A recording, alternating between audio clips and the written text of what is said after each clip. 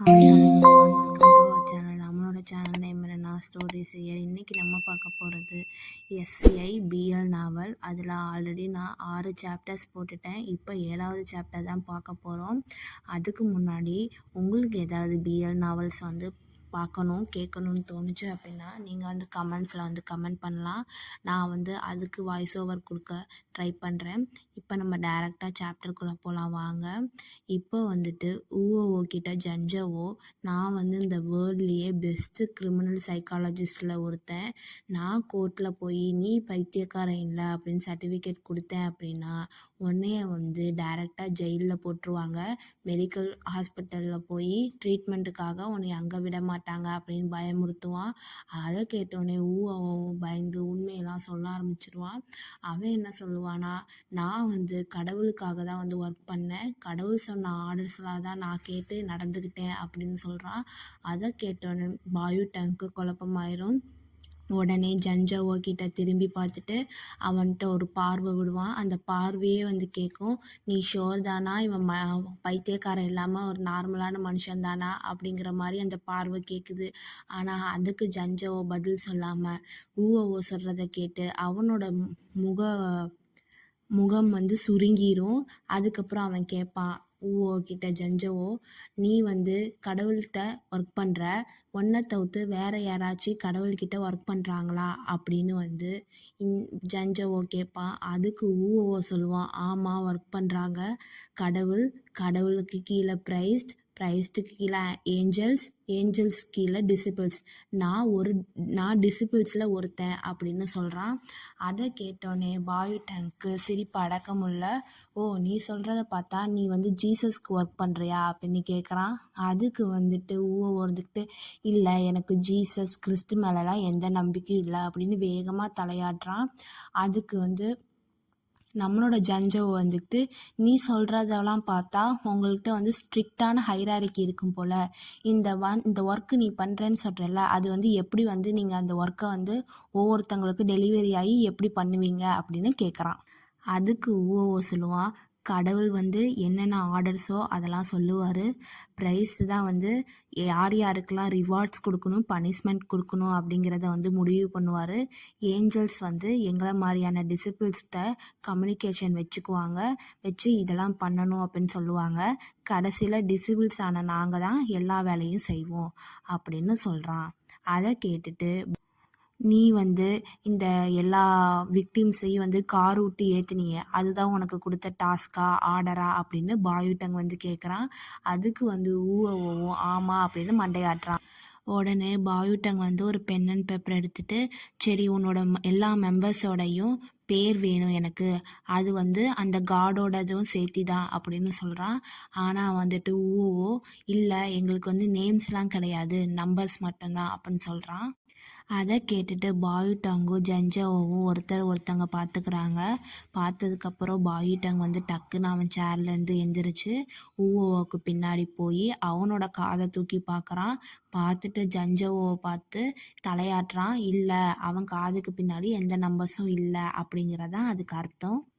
ஜன்ஜாவோ ஊஓவை பார்த்துட்டு, எந்த சேனல் மூலியமாக நீ இன்ஸ்ட்ரக்ஷன்லாம் ஏஞ்சல்கிட்ட இருந்து வாங்குவ அப்படின்னு கேட்குறான். அதுக்கு ஊஓ சொல்லுவான், ஏஞ்சல்ஸ் என்னென்ன இன்ஸ்ட்ரக்ஷனோ என்கிட்ட கொடுத்து அதுக்கான டீட்டெயில்ஸும் சொல்லுவாங்க அப்படின்னு சொல்கிறான். அதை கேட்டோன்னே பாயுட்டங்க சரி அந்த இன்ஃபர்மேஷன்லாம் எங்கே அப்படின்னு கேட்பான். அதுக்கு ஊஓ சொல்லுவான், நாங்கள் படித்து முடிச்சோடனே அந்த இன்ஃபர்மேஷன்லாம் டிஸ்ட்ராய் பண்ணிடுவோம் அப்படின்னு சொல்கிறான். ஆனால் அதை சொல்லும்போது ஊஓ முகத்தில் ஒரு தயக்கம் தெரியும். அதை பார்த்துக்கிட்டு ஜன்ஜாவோ சொல்லுவான், உன்னோட பர்சனாலிட்டியை பொறுத்த வரைக்கும் நீ அந்த இன்ஃபர்மேஷன்லாம் ஒரு காப்பியாக எடுத்து வச்சுருப்ப, அதை நீ ஒரு நினைவு பரிசால நினச்சிட்ருப்ப அப்படின்னு சொல்கிறான். அதை கேட்டோன்னே ஊஓ ஓகே, நம்ம இதிலேருந்து தப்பிக்க முடியாது அப்படின்னு கடைசியாக, ஆமாம் அதெல்லாம் நான் என்னோடய ஹோமில் இருக்க ஒரு செல்ஃபில் வச்சுருக்கேன் அப்படின்னு சொல்லுவான். இதை கேட்டோன்னே ஜன்ஜாவோ நான் உன்கிட்ட ஒரு கடைசியாக ஒரு கொஷின் கேட்குறேன், அதுக்கு பதில் சொல்லு அப்படின்னு சொல்லிட்டு, உன்னோட நம்பர் என்ன அப்படின்னு கேட்பான். அதுக்கு ஊஓ சொல்லுவான் 114 அப்படின்னு. கடைசியாக வந்து இந்த இன்டக்ரேஷன் முடிஞ்சிட்டு பாயுட்டாங்கும் ஜன்ஜாவோவும் வெளியே வருவாங்க.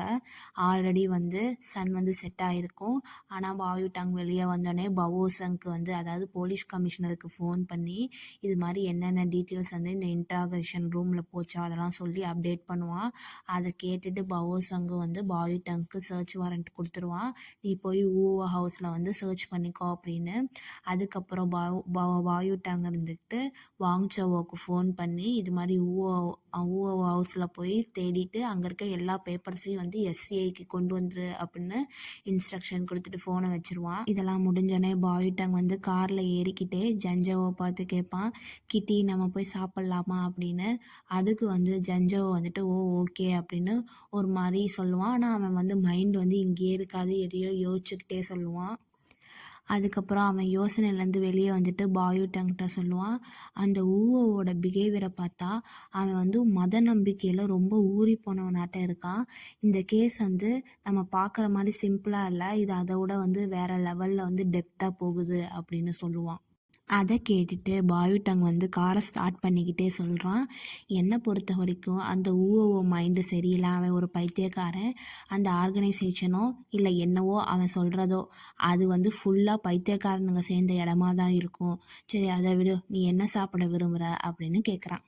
அதுக்கு வந்து ஜன்ஜோவை சொல்லுவான், எனக்கு கறி சாப்பிட்ணும் போல இருக்குது, அது வந்து நீ செஞ்சது அப்படின்னு அதை அழுத்தமாக சொல்கிறான். அதை கேட்டோடனே பாயுட்டாங் வந்து லைட்டாக சர்ப்ரைஸ் ஆகிறான். உனக்கு தான் வந்து ஸ்டொமக் வந்து வீக்காக இருக்குல்ல, அதை சாப்பிட்டுட்டு நீ ஹாஸ்பிட்டலில் வந்து போய் படுத்துருவ, க்ரீடி கேட், வேறு ஏதாவது சொல்லு அப்படின்னு சொல்கிறான். அதை கேட்டோடனே வந்து ஜன்ஜோ வந்து இன்னொரு ஐட்டம் சொல்கிறான், மேக்ரோனின்னு. அதுவும் வந்து கொஞ்சம் நேரம் கழித்து நீ செஞ்சதாக தான் இருக்கணும்னு அழுத்தி சொல்கிறான். அதை கேட்டோடனே பாயுட்டாங் வந்து கடுப்பாயிரான், டேம் கேட், நீ தான் போய் க்ராசரிஸ்லாம் வாங்கணும் அப்படின்னு சொல்கிறான். அதுக்கு வந்து ஜன்ஜோவோ சந்தோஷமாக ஓகே செஃப் பாய் அப்படின்னு கிண்டலாக சொல்லிட்டு 2 பேரும் அங்கேருந்து போகிறாங்க. ஜன்ஜோவோ பாயுட்டாங் 2 பேருமே போலீஸ் ஹெட் குவார்ட்டர்ஸ் கொடுத்துருக்க ஒரு டார்மிட்டாரியில் தான் இருக்காங்க. அந்த ரூம் வந்து ரொம்ப குவாலிட்டியான ரூம் தான். இவங்க 2 பேர்த்துக்குமே ஒன்று காமன், அவங்க வந்து அவங்களோட ஒர்க்கில் வந்து ஜீனியஸாக இருப்பாங்க. ஆனால் வந்து ஜன்ஜோவோ வந்து அந்த ஒர்க்கை தாண்டி வந்தால் அவன் ஒரு கம்ப்ளீட் இடியட். அதுவே பாயுட்டாங் ஒர்க்கை தாண்டி வெளியே வந்தாலும் அவன் எல்லாமே சூப்பராக பண்ணுவான். அதாவது குக்கிங் பண்ணுறது சரி, வீட்டை வந்து எப்படி பார்த்துக்கிறதுன்னு சரி, மற்றதெல்லாம் எப்படி மெயின்டைன் பண்ணணும் அப்படிங்கிறது எல்லாமே வந்து சொல்கிறாங்க அவுட் சைட் ஆஃப் ஒர்க் அப்படின்னு. சிம்பிளாக சொல்லப்போனால் பாயுட்டாங்கை பொறுத்த வரைக்கும் ஜன்ஜோவோ எப்படி அப்படின்னா, அவன் வந்துட்டு நடந்து போகும்போது செவுத்தில் இடிச்சிருவான், ட்ரைவ் பண்ணிட்டு போனால் மரத்தில் இடிச்சிருவான், குக்கிங் பண்ணுறேன்னு போனால் மொத்த ஹவுஸையும் வந்துட்டு கொளுத்திடுவான். சரி அப்படின்னு நார்மலாக தண்ணி காய வைக்க போனால் கூட அந்த குண்டாவையே கருக்கிடுவான். இதுதான் வந்து ஜன்ஜோவோட சிம்பிளான டிஸ்கிரிப்ஷன் பாயுட்டாங் பொறுத்த வரைக்கும். சாரி, இதுதான் வந்து பாயுட்டாங்கை பொறுத்த வரைக்கும் ஜன்ஜோவோட ஸ்மாலான டிஸ்கிரிப்ஷன். அதனால் ஜன்ஜோவோட எல்லா மீல்ஸுமே வந்து பாயுட்டாங் தான் வந்து பார்த்துக்குவான். அப்பப்போ வந்து கேன்டீனில் சாப்பிடுவான், இல்லை ஃபுட் டெலிவரி எடுத்துக்குவான்.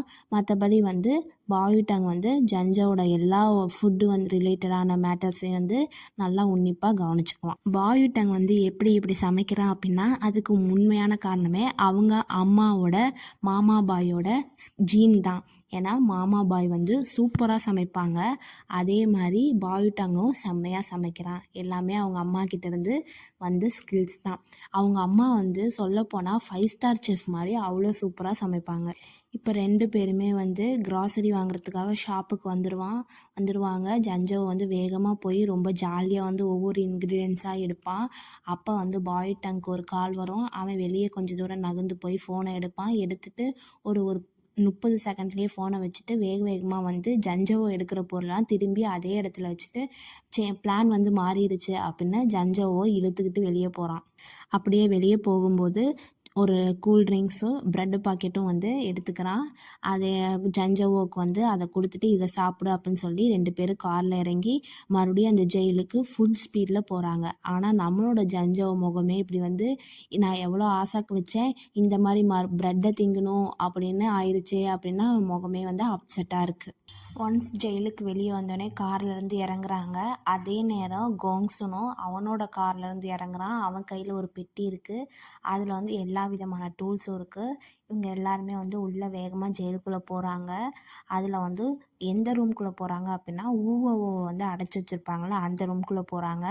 அங்கே பார்த்தா ஊவோ வந்து கீழே படுத்திருக்கான். அவனோட கண்ணு மூக்கு காதுலேருந்து ரத்தமாக வருது. இவன் ஆல்ரெடி செத்துருக்கான் அப்படின்னு பார்த்தாலே தெரியுது.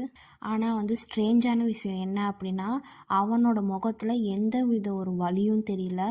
அவனோட கைகள் ரெண்டும் அவனோட நெஞ்சு மேலே வச்சு அப்படியே தூங்கும்போது அமைதியாக பீஸ்ஃபுல்லாக செத்த மாதிரியான ஒரு லுக்கு தான் அவன் முகத்தில் இருக்குது. உடனே கோங்ஸுன் வந்து வேக வேகமாக அவன் பெட்டியை தூக்கிட்டு அதை செக் பண்ணலாம் அப்படின்னு போகிறான். நம்மளோட பாயுட்டாங்கும் ஜென்ஜாவும் அந்த ஜெயிலில் இருக்க கார்ட்ஸுக்கிட்ட விசாரிக்கலான்னு வெளியே போகிறாங்க. வெளியே போனோடனே அந்த கார்ட்ஸுக்கிட்ட விசாரிக்கலான்னு கூப்பிட்றதுக்குள்ளே அந்த ரூம்குள்ளே வந்து கோங்ஸுன் இவங்க 2 பேர்த்தையும் கூப்பிட்றான். இவங்க 2 பேரும் அவன் கூப்பிட்றத பார்த்துட்டு வேக வேகமாக உள்ளே போகிறாங்க. அவன் உள்ளே போகும்போது கோங்ஸுன் வந்து அந்த ஊவோட தலையை தூக்கி அவன் காதை திருப்பி காமிக்கிறான். அங்கே வந்து எல்லா விக்டிம்ஸு காதுக்கு பின்னாடி இருந்த மாதிரி நம்பர் இருக்குது. ப்ளூ கலரில் எழுதியிருக்கு. அதே மாதிரி பேட்டர்னில் அதே மாதிரி ஸ்டைலில் என்ன எழுதியிருக்கு இந்த டைம் அப்படின்னா 114 அப்படின்னு எழுதியிருக்கு. இந்த நம்பர் உங்களுக்கு ஆல்ரெடி தெரியும். இந்த நம்பர் தான் வந்து ஜன்ஜோவோ கிட்ட ஊவோவோ இன்ட்ராக்ரேஷன் முடியும் போது சொல்லியிருப்பான். ஸோ அவனுக்கு கொடுத்த நம்பர் தான் இப்போ அவன் காதுக்கு பின்னாடி எழுதியிருக்கு. இதை விட இந்த சாப்டர் முடியுது. ஸோ உங்களுக்கு இந்த சாப்டர் பிடிச்சிருந்துச்சுன்னா லைக் பண்ணுங்கள், கமெண்ட் பண்ணுங்கள், சப்ஸ்கிரைப் பண்ணுங்கள், பக்கத்தில் இருக்க பெல் பட்டனை அமுத்துங்க. அப்போ தான் ஃப்யூச்சரில் எந்த வீடியோ போட்டாலும் உங்களுக்கு நோட்டிஃபிகேஷன் வரும். உங்களுக்கு வந்து வேறு ஏதாவது பிஎல் நாவலோ பிஎல் ட்ராமாவோ இல்லை வேறு ஏதாவது சைனீஸோ கொரியாவோ எந்த ட்ராமா உங்களுக்கு பார்க்கணுன்னு தோணுனாலும் நீங்கள் வந்து கமெண்ட்ஸில் வந்து கமெண்ட் செக்ஷனில் கமெண்ட் பண்ணுங்கள். நான் வந்து உங்களுக்கு அதை வாய்ஸ் ஓவர் பண்ணி போடுறேன். Thank you viewers.